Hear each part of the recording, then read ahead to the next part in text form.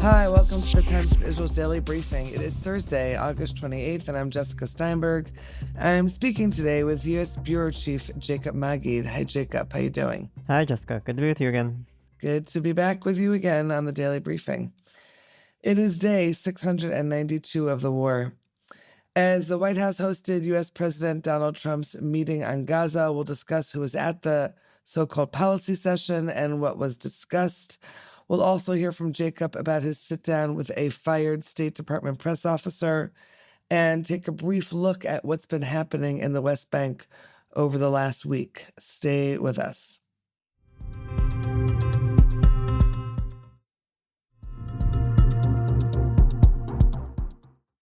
Okay, why don't we start with the White House meeting, how it came about. I discussed a little bit with Tal yesterday how Steve Witkoff, Mideast envoy Steve Witkoff, mentioned it first in a Fox News interview. I know you had some thoughts about that as well. So maybe let's start with the pre-discussion of this meeting and then what we know about it for the moment. Sure.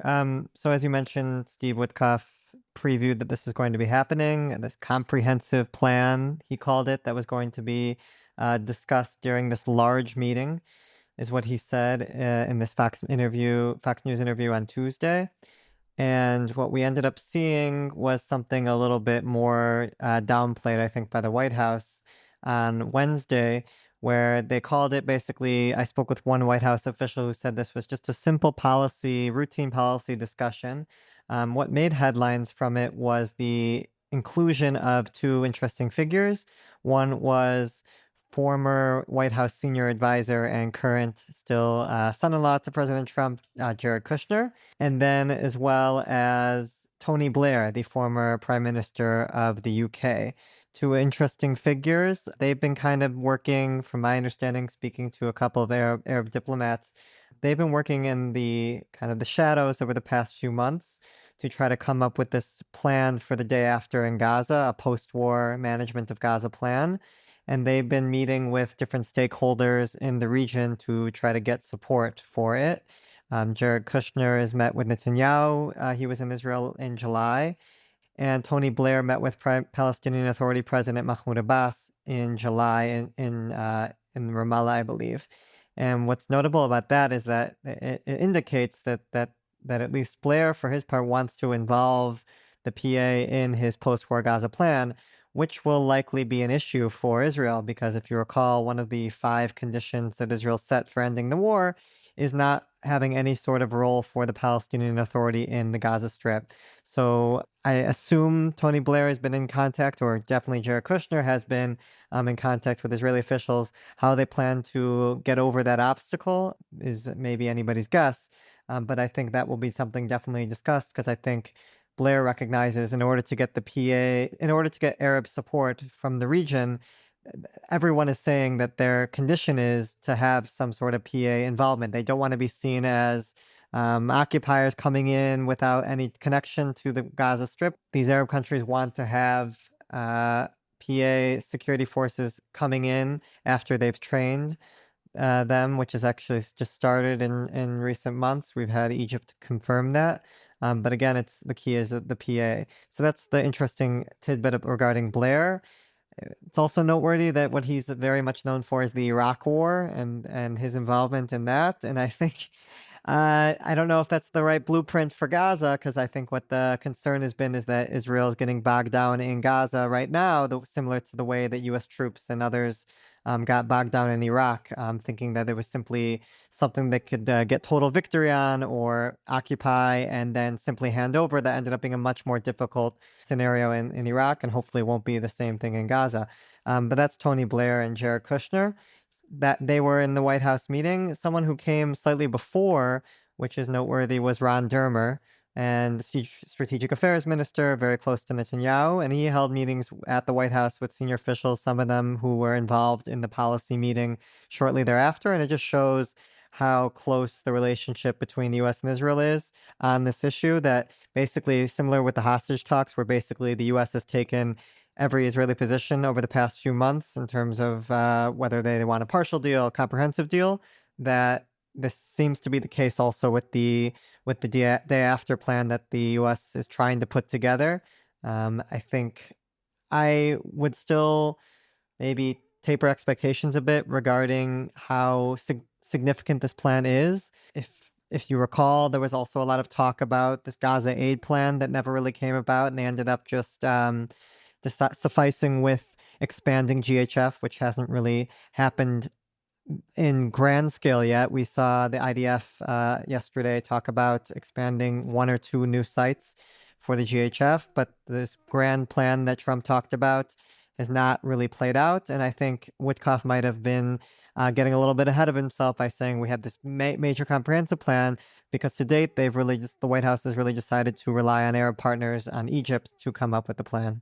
I've heard it said that if Ron Dermer is at the meeting, whether it has to do with hostage negotiations in Qatar or at the White House, it means that there is a real sense that this is the next step that's going to come about. Now, I think it's interesting that we had here in Jerusalem, the cabinet met on Tuesday as there were these major protests, and they did not even vote or speak about the negotiations or the Hamas proposal that's on the table, but that Ron Dermer was at the White House for this post-Gaza war plan. What's your take on all of that?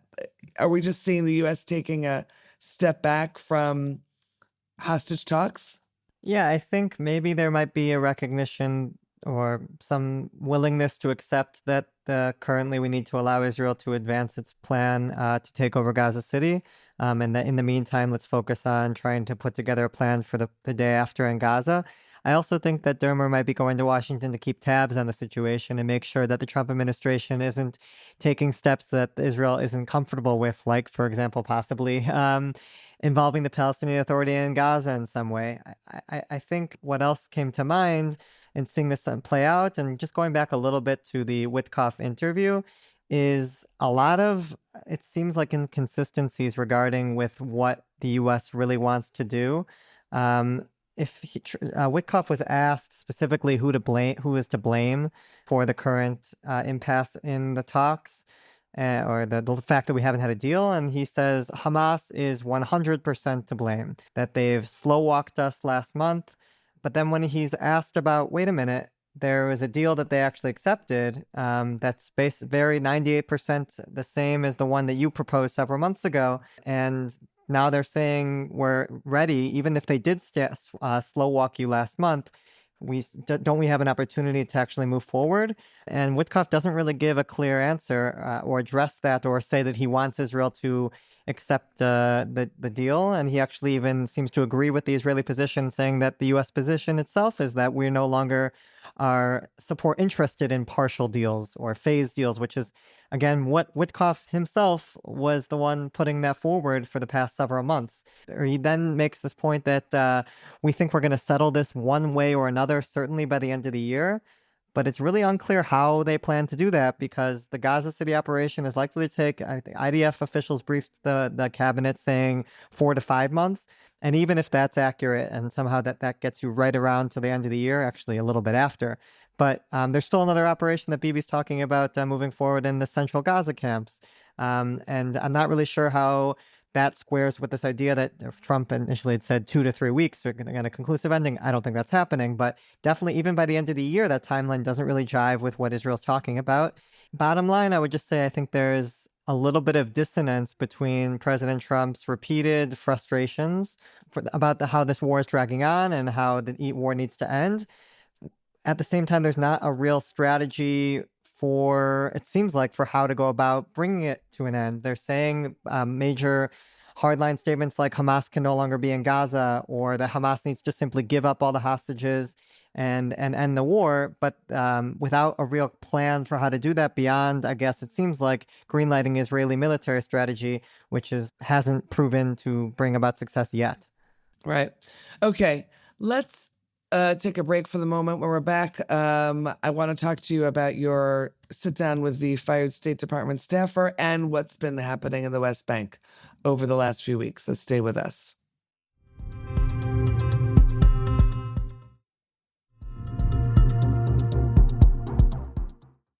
Okay. So you sat down with a press officer for the State Department. He was fired very summarily. He was handling press statements for the State Department having to do with Israeli-Palestinian affairs. Tell us how that came about, how you got to talk to him, and of course, what he had to tell you about his experience working for the Trump State Department. Sure. So this is Shahid Qureshi. He was the Israeli-Palestinian Affairs press officer. So when reporters had questions or looking for statements from the State Department regarding any issue on the Israeli-Palestinian conflict front, he was the person that you were reaching out to try to get the statement. That doesn't mean that he personally was the one often drafting it. Sometimes he was, but he was involved in the process, and maybe people above him were signing off on it. But what he said happened was earlier in August, actually in 3 days in a row, starting I think on August 10th, he had disputes with others in the State Department, either in Washington or in Jerusalem at the embassy in Jerusalem, at the U.S. Embassy in Jerusalem. The first one took place, as I said, on August 10th, where after there had been that strike in Gaza City that killed several journalists, and Qureshi said that he drafted a statement that said, "We mourn the loss of journalists and express condolences to their families." He argued that this was a standard statement that the State Department had issued in the past. It doesn't get too specifics, just offers condolences. He argues that really this is just an ability to show empathy. This is important in diplomacy. We're not trying to take a stance. But ultimately, that others in the administration felt that we couldn't actually issue the statement at the point because we didn't know whether or not some of the reporters, namely Al Jazeera's Anas al-Sharif, whether or not he was involved in any Hamas activity as an operative. So that statement was scrapped. And then the next day, on August 11th, there was a reporter issued a query about a report that had been in, I think, the Washington Post, about the U.S. being in talks with South Sudan, or Israel being in talks with South Sudan about taking in Gazans. And Qureshi prepared a response saying, we don't support the forced displacement of Palestinians from Gaza. And that line, too, was scrapped. Qureshi says this was actually in line, what he did was in line with what Trump and Witkoff had been saying, that yes, those two leaders obviously were talking about, or Trump himself was talking about the takeover of Gaza, the permanent resettlement of all of its Palestinians elsewhere, but he's actually moved away from that plan, the Gaza Lago plan, in more recent months as it's come under a lot of criticism. And he has said, when asked, is this an expulsion plan? He says, no, we're not supporting expulsion. So Qureshi thought that if you say we do not support displacement in this case, that would be something that the administration would support. Evidently, that was not the case, and that line was scrapped. And then on the third day, what happened was he had prepared a press guidance. He noticed that an aide to U.S. Ambassador to Israel, Mike Huckabee, named David Milstein, had gone into the document and tried to change the term West Bank and make it into Judea and Samaria. And Qureshi decided to scrap that reference, feeling that that's not administration policy. There hasn't been a directive to switch that to that language of the biblical terms for the West Bank. And Qureshi felt that if Marco Rubio and Trump and others are not using that term, that the administration shouldn't be either. So he scrapped that line out. And actually that change did stay because there were others in the administration who agreed with him. But several days later, I think August 17th, he was informed that he had been fired from his position. There was no reason given, as he was a contracted employee, and they weren't required to. But Qureshi thought it was those three reasons that led to his ouster. Now, he also told you that he was hired during the Biden administration, correct? So he was a holdover from there. Sort of. Yes, he was. He started in the Biden administration, but he's not like a political appointee. I don't know if you call him a career diplomat because he was contracted, but really he was expected to work under any administration. And he argues that he was willing to. Yes, you could see from his past that he has definitely more progressive views on various issues. But he was willing to work under the Trump administration. He argues he was inspired by Trump, be it regarding his desire to end wars, but also his speech in Saudi Arabia in, I believe it was May, where he talked about an end of the era of neocons and nation builders. This is something that Qureshi said that spoke to him, and trying to argue that he's not some activist that was trying to come in and just shift what the administration was trying to do. He tried to frame his position as being important about putting in guardrails to make sure that general policies kept, and and assisting the political appointees in their efforts. And he actually tries to argue that really the activists that were going against Trump's agenda are people like Huckabee and his advisor, David Milstein. That's the argument that he makes. We did reach out to the embassy, to the State Department, to Milstein to offer an opportunity for them to respond to some of the claims that Qureshi makes, and then they declined to do so. But basically, I think that was his take, that he was really in line, and that there are people who are usurping Trump's America First policy. It also, I think what's trickier about this is that you have Trump making comments from here and there, where he says on the one hand that there is people starving in Gaza and disputing Netanyahu, on the other hand going in line with Netanyahu regarding his conduct of the war and saying that Hamas needs to be eliminated and Israel should be allowed to finish the job. And I think it's allowed people on both sides of, I guess, the Republican aisle, or even obviously in Qureshi's case beyond that, to hear what they want to hear, and then therefore try to extrapolate what the real position of the Trump administration is. Finally, let's finish up with developments in the West Bank. It's been very problematic throughout the West Bank for a while. Lots of IDF coming up against Palestinians in the West Bank, people getting injured, and spreading to the more urban areas like Ramallah and Nablus. So tell us what you've been, sort of paying attention to, what's happening on the ground there. Sure.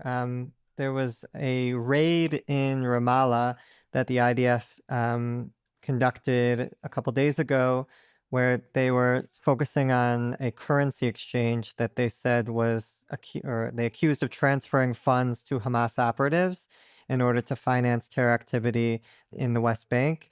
And that you had 5 suspects who were allegedly involved in terror activity who were arrested.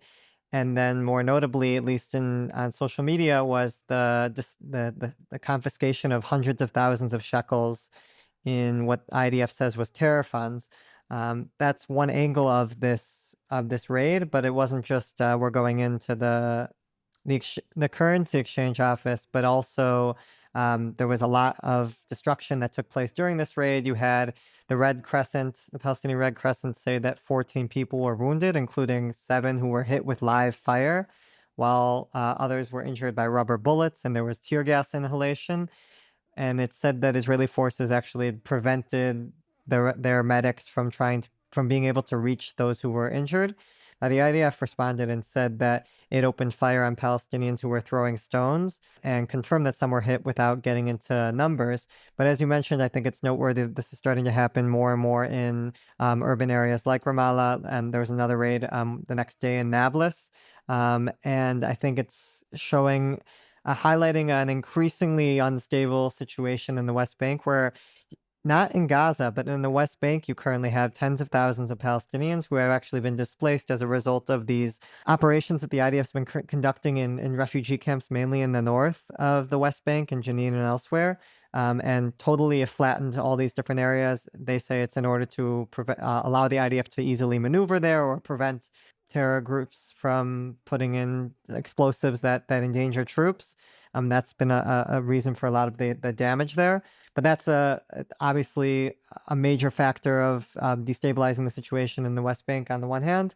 And then you have an expansion of checkpoints that have prevented many of those people from getting from major city to major city. Speaking to people, it's taking hours, and they're simply avoiding. I spoke with one person who lives in Jenin, who avoids going to Ramallah now because it simply takes too much time during the day for work, and is trying to work from home when he can. And this is also happening as we're seeing many more outposts being built throughout the West Bank, and they're built strategically in areas that Israelis are trying to expand or prevent Palestinian contiguity. But oftentimes what's happening is that wherever these outposts are being built, we're then seeing a mushrooming of settler violence from these illegal outposts that are targeting oftentimes very weakened Palestinian Bedouin populations that are in the area that are already facing potential demolition orders and things of that nature. And I think when I speak with Palestinian officials, they feel that we've already reached the point that things could be exploding, but it doesn't seem to happen yet. And I'm not sure if we're just ahead of it, or if it's actually something that it could be happening in a quieter sense, but actually taking place. Is that what you're thinking about? Right. I think, yeah. And I think it's just something to watch. Obviously, all the eyes are on Gaza, but the situation in the West Bank is also bubbling for sure. Okay. All right, Jacob, thanks for all your updates. It's been good to have you here on the Daily Briefing. Thanks, Jessica. Sure, and thanks to you for listening to the Times Visual's Daily Briefing. Stay tuned for tomorrow's installment. This episode is produced by the Podwaves. Any comments you have, you can always email us, podcast@timesvisual.com. Until next time, take care and be well.